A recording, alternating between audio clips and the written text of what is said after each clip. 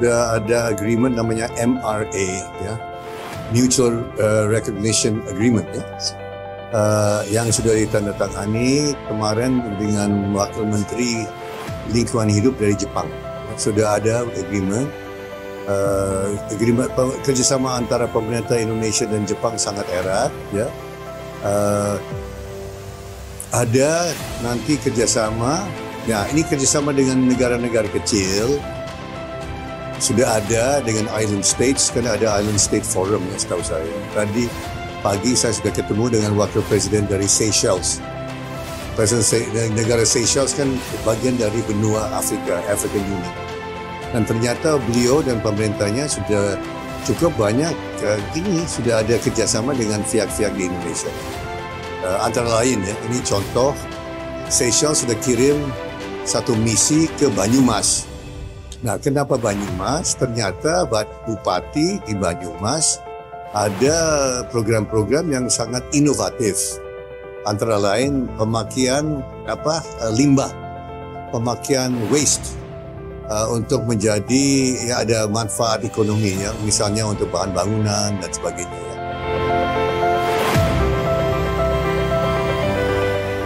Begini, saya mau menjawab begini, kenapa harus 8% lebih?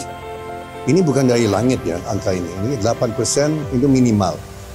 Karena sejarah sudah mencatat, suatu negara yang miskin atau berkembang tidak mungkin bisa negara kaya, ya, kalau GDP per kapita itu di bawah $14.000 per kapita. Itu sudah hukum ekonomi. Ini sudah menjadi acuan dari para ekonom. $14.000 itu adalah acuan untuk menjadi negara kaya. Nah, karena itu kita sudah target 2045 Indonesia jadi negara maju, dan itu kan bukan target Pak Prabowo, itu target Pak Jokowi dan sebelumnya, ya. Nah, untuk mencapai itu kita harus melakukan pembangunan dengan 8% minimal. Ini 8% minimal loh, ya.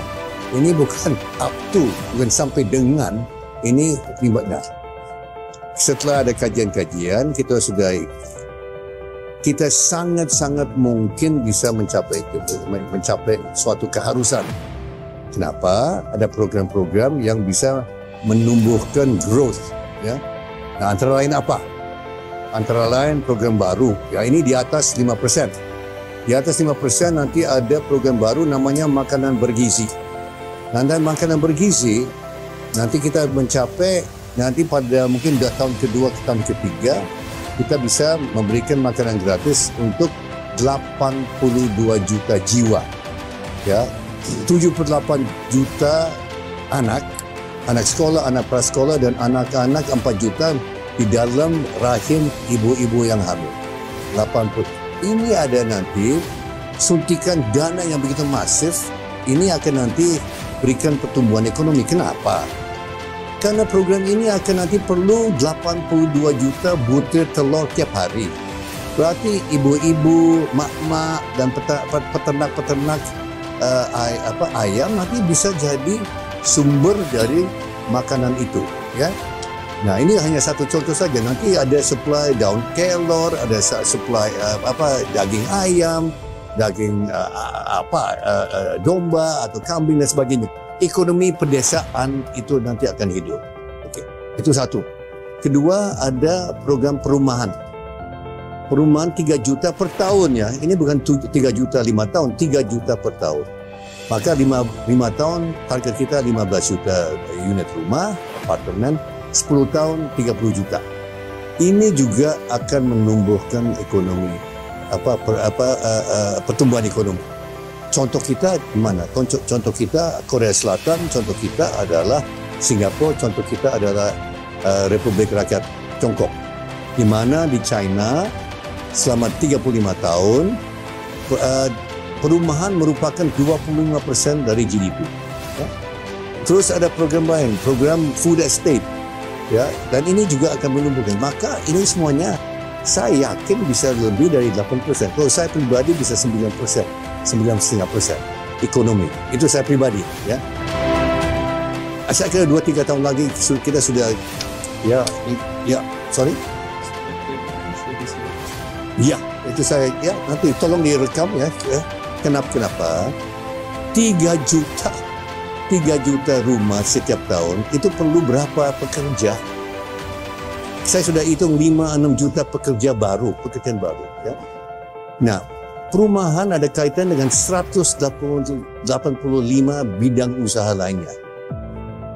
Besi, semen, kayu, aluminium, pekerja-pekerja rumah.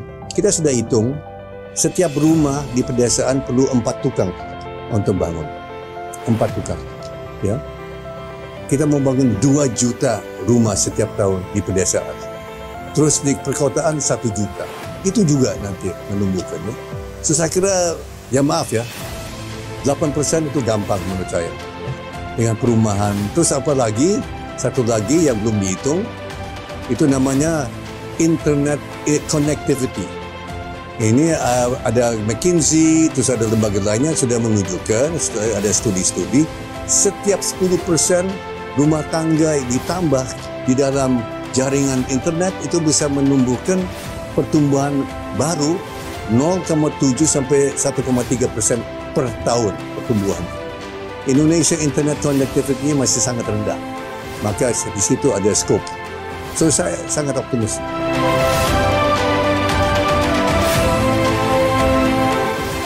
Ya, ada banyak yang mau mendanai. Untuk perumahan sudah ada sumber dari Abu Dhabi, dari Qatar, dari Singapura, dari India, dan dari China. Banyak yang sudah mau mendanai perumahan ya.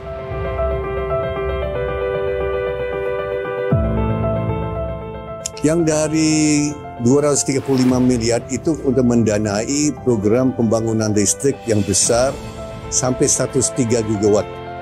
Dan 103 gigawatt itu termasuk 75 gigawatt itu dari energi baru dan terbarukan. Ya. Di samping itu ada 5 gigawatt lebih itu nuklir. Ya. Dan sisa selebihnya itu nanti dari tenaga gas. Nah, sumber dananya dari mana? Sumber dananya dari investor swasta. Banyak swasta asing mau masuk untuk mendanai. Ya. Kenapa? Karena yang dicari sekarang di dunia ini adalah energi terbarukan. Kenapa? Karena yang akan kita masuki adalah age of artificial intelligence. Artificial intelligence perlu listrik yang luar biasa besar. Kalau nggak salah 10 sampai 100 kali lebih banyak daya listrik. Ya. Nah, Indonesia kita dapat anugerah dari Tuhan, yaitu apa? Tenaga air yang luar biasa. Kita ada tenaga listrik yang biasa dari surya, tenaga surya. Kita punya potensi geotermal, panas bumi yang luar biasa. Dan satu lagi, tenaga bayu, tenaga angin. Saya dapat laporan dari PLN setelah ada kajian-kajian, Indonesia bisa jadi superpower tenaga bayu ternyata. Ya, Pulau Jawa, Pulau Bali bisa. Di situ ada potensi tenaga angin atau bayu, onshore 15 sampai 16 gigawatt, offshore 35 gigawatt. Ya. Ini Pulau Jawa dan Bali sendiri. Belum termasuk Sulawesi, belum termasuk lain-lain ya. So Indonesia ini suatu bisa jadi penghasil energi terbarukan yang besar sekali. Ya. So ini menjadi sumber dari optimisme saya. So nanti kita bisa mendorong industri artificial intelligence di Indonesia, ya, bukan di luar negeri, di Indonesia. Karena kita punya sumber tenaga clean energy yang banyak negara tidak punya.